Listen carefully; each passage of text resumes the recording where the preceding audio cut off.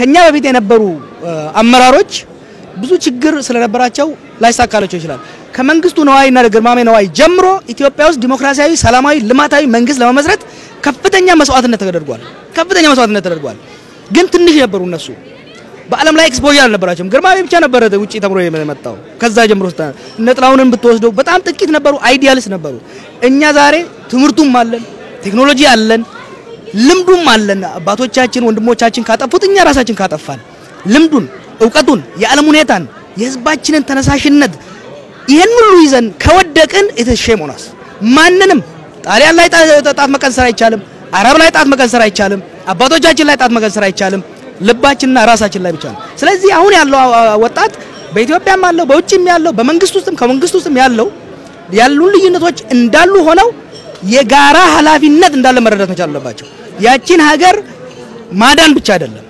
ማሳደግ ማሸጋገር ትራንስፎርም የማድረግ ኃላፊነት አለን ብቃቱና ጉልበቱ ዕውቀቱ ቁርጠኝነቱ አለን ብልሃትነቱን እግዚአብሔር እንዲሰጠን ነው የምጠይቀው በተስማምተን ተባብረን ከሰራን ያቺን ሀገር ለሀገራችን ብቻ አይደለም ለኢትዮጵያ ብቻ አይደለም ለኦሮሞ ለሶማሌው ለትግሬው ለአማራ ብቻ አይደለም ቀደም እንዳልኩሽ የሶማሌው የዩጋንዳው የሱዳኑ የሁሉም ተስፋ በኢትዮጵያ ላይ ነው ሶማሌን ሲበጠብጥ የነበረው የኢትዮጵያ ፖለቲካ መበላሸት ነው ሱዳንን ያፈረሰው የኢትዮጵያ ፖለቲካ መበላሸት ነው የኢትዮጵያን ፖለቲካ ማጽዳት የኢትዮጵያን ፖለቲካ በሐቅና በእውነት በእኩልነት በመስተሳሰብ ላይ ማድረግ አገራችን ለማሳደግ ብቻ ሳይሆን አካባቢውን ትራንስፎርም ለማድረግ አካባቢውን ለማሳደግ አካባቢውን ወደ ታላቅ ደረጃ ለማድረስ እድል ይሰጠናል ይሄ ደግሞ የኔ ያንተ የሁላችንም እኔ በፖለቲካ አመራሩ ላይ ብቻ አይደለም ጣት መቀሰር የምፈልገው በሁላችሁም ላይ በጋዜጠኛው ላይ በአስተማሪው ላይ በዶክተሩ ላይ በሼኹ ላይ በቄሱ ላይ በአባገዳው ላይ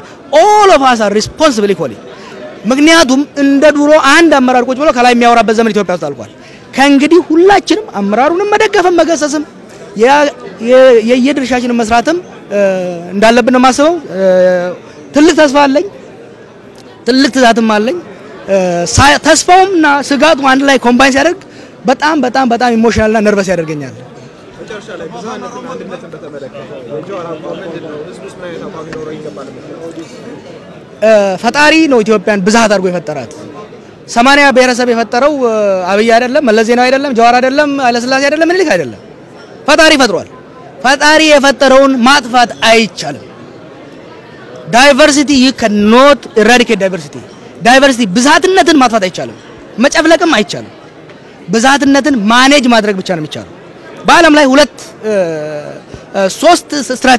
ሶስት አፕሮች ተደርጓል ብዛትነትን ማኔጅ ለማድረግ መጀመሪያ የነበረው በአውሮፓውያኖች ውስጥ በ19ኛው ክፍለ ዘመን ውስጥ ፈረንሳይ የተከተለችው ሞዴል አንድ ሀገርና አንድ ብሔር አንድ መሆን መቻል አለባቸው አንድ ሀገር ከአንድ ብሔር ብቻ ነው መሰራት የሚችለው ስለዚህ የተለያዩ ብሔሮች ካሉ ጨፍልቃ አንድ ማድረግ አለበት አንድ ባህል አንድ ማንነት መፍጠር አለበት የሚል ነበር ፈረንሳይ ላይ ተሳካ የሌላውን ዩሮፕ በትንቱራን አወጣት 1920ዎቹና 1930ዎቹ ውስጥ ደግሞ የነ ዊድሮ ዊልሰን አይዲያ መጣ ይሄ ምንድነው ብሔሮች ተገነጣጥለው የራሳቸውን ሀገር ይኑራቸው ተበታትነው እንጂ አብሮ አንድ ሀገር 10 15 20 ብሔር ይዞ መሄድ አይችልም ስለዚህ መበታተን አለባቸው የራሳቸው ሀገር ያድርጉ ተባለ የባሰ በትንትና ፈጣ ከዛ አሁን የመጣ ስቴት ኔሽን ቢልዲንግ የሚባል ነገር አለ ብሔሮች የራሳቸውን ማንነት የራሳቸውን ባህል ቋንቋ ይዘው ራሳቸውን ያስተዳደሩ የጋራ ማንነት የጋራ ሀገር የጋራ መንግስት መመስረት ይችላሉ መጀመሪያ በነኔሩና ጋንዲ በህንድ ሀገር የመጣ ፊሎሶፊ ነው በአሁን ወቅት በተለያዩ ሀገሮች ውስጥ በስፋት የመጣው መልቲናሽናል ዲሞክራሲ ኢትዮጵያ ውስጥ ብዙ ሰዎች ፌደራሊዝም ላይ እንትን ይላሉ ያ አይደለም ህብረ ብሔራዊነትን ብዛትነትን ከዲሞክራሲ ጋር ብቻ ነው ማቆየት የምትችለው ዛሬ ትላንትና የትግራይ ወንድሞቻችን አንጋያ ስልጣን ላይ ነበሩ ዛሬ የኦሮሞ ወንድሞቻችን ዲሞክራሲ ካልመጣ ጫቋይ ነው የምትሆነው ዲሞክራሲ በሌለበት ትላንትና የዲሞክራሲ ጣት ነው የአንድ ብሔር የበላይነት ያመጣው ዛሬም እነኚህ ሰዎች እግራቸውን ቆልፈን ወደ ዲሞክራሲ ካላደረስናቸው የአንድ ብሔር የበላይነት ይመጣል ስለዚህ ብዛትነትን ጌጥ ነው ከተጠቀምንበት ብዛትነት የልማትና የኃይል ምንጭ ነው ከተጠቀምንበት ይቺኛ የምንኖርበት ሀገር ከዓለም ላይ ሰው ከየቦታው ይመጣል ብዛትነትን አቻችለው አሁን የኛ ሀገር አይደለም የሀገራችንን ፖለቲካ አንድ ሰው መጥቶ ሳያዳምጠን ፈትፈተነው ዋልንበት አይደል ትላንት ወዲያ ሀገራችን እኮ አይደለም እዚህ አልተወለድንም አይደለም እኛ ሀገር ውስጥ ግን ሰው በተወለደበት ቄው ላይ በራሱ ዋርካ ስር መወያየት የሚከላከለበት ሁኔታ ነበረ። ያን መለወጥ ያስፈልጋልና ብዛትነትን ማኔጅ ማድረግ መቻል አለብን። ቲዮሪውም አለ ፕራክቲሱም አለ። ቅድም እንዳልኩት ብዙ የኛ ልጆች ይሄን ተምረዋል። ባለፈው 40 ዓመት 50 ዓመት ኢትዮጵያ ውስጥ ያለው ትምህርት ይሄ ነው። በውጪ ዩኒቨርሲቲ በተለያየ ቦታ የሚሰሩ አሉ። ከቲዮሪ ወጥተው ህዝቡ ላይ መስራት መቻል አለባቸው። ዲሞክራሲውን ማስፈን መቻል አለብን። ሰላም ማስፈን መቻል አለብን። ኢኮኖሚክ ኢንቲግሬሽን መምጣት መቻል አለበት። ኢትዮጵያ ውስጥ ያለው ችግር የፌደራሊዝም አይደለም። ፌደራሊዝምንና አምባገነናዊ ስርዓትን ኮምባይን ስታደርገው ይመጣል። አንደኛ ፌደራሊዝም በማንነትን ይገነባል። የኦሮሞነትን፣ የአማራነትን፣ የሶማሌነትን ማንነትን ይገነባል። ሆኖም ግን ዲሞክራሲ ስለሌለ እነኚህ ማንነቶችና ክልሎች የጎንዮሽ ሆሪዞንታል ግንኙነት የላቸውም። የሆሪዞንታል ባርጌኒንግ የላቸውም። አንድ ብቻ ነው ከፌደራሉ ጋር ከሴንትራሉ ከአዲስ አበባ ጋር ብቻ ነው የሚያደርጉት። ያ የገበያ ልውውጥን ኔጎሺዬሽን አይፈጥርላቸውም፣ እድል አይሰጣቸውም፣ አልሰጣቸውም። ዛሬ የምናየው የድንበር ግጭቶች፣ ዛሬ የምናየው ችግሮች የዲሞክራሲ እጥረት ያመጣው ነገር ነው። ህንድ ከኛ ሄዳችሁ ሆነ ህንድ እኮ ይሄ አንድ ሀገር ነው ወይ? እኔ መጀመሪያ እዛ ሀገር ሲሄድ ይሄ አንድ ሀገር ነው ወይ ነው ያልኩት። ቀለማቸው ይለያያል፣ ቋንቋቸው ይለያያል፣ ሃይማኖታቸው ይለያያል። የማይለያይ ነገር የለም። አንድ ሀገር ሆነው የሄዱት ምንድነው? ዲሞክራሲ ወደ ላይም ቨርቲካሊም ኔጎሺዬሽን እንዲፈጥር ያደርጋል። ሆሪዞንታሊም ኔጎሺዬሽን እንዲደረግ ይመጣል። ህንድ የብዙ ብሔሮች ሀገር ሆና ግን ህንድ የሚባል ደግሞ ብሔራዊ ማንነት መፍጠር ይችላል።